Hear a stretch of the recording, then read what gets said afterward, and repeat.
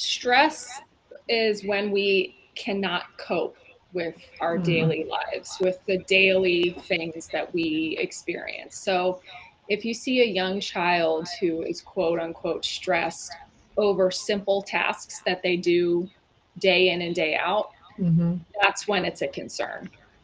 And stress can result in physical problems like eating issues, sleep issues, chronic inflammation, which can lead to pain. And it can also result in mental health issues like anxiety and depression if left unchecked. Now, I also want to note that stress is normal, and getting stressed out is not necessarily a bad thing.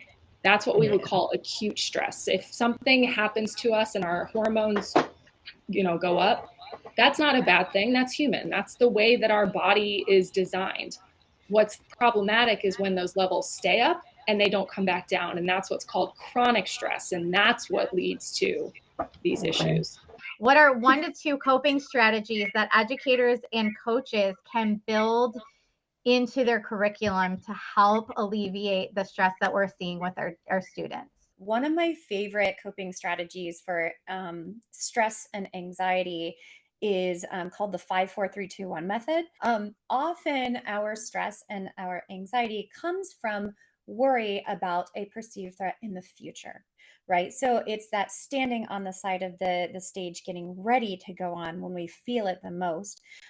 So one of the best things we can do to alleviate those symptoms of anxiety and stress is to bring ourselves back to the present moment. So you simply go find 5 things that you can see and you name them one by one. So you look around, I can see my green light on my computer. I can see my calendar next to my desk. And you name them one by one and actually look at them.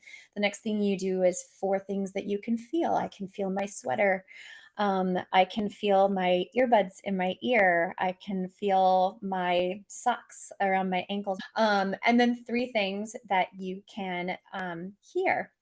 So I hear the traffic outside. I hear my husband in the other room.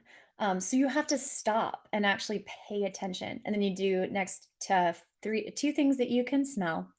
And then 1 thing you can taste. So I can taste my coffee. Simply doing that and running through those things helps you move away from worrying about the future, and it forces you to move into the present.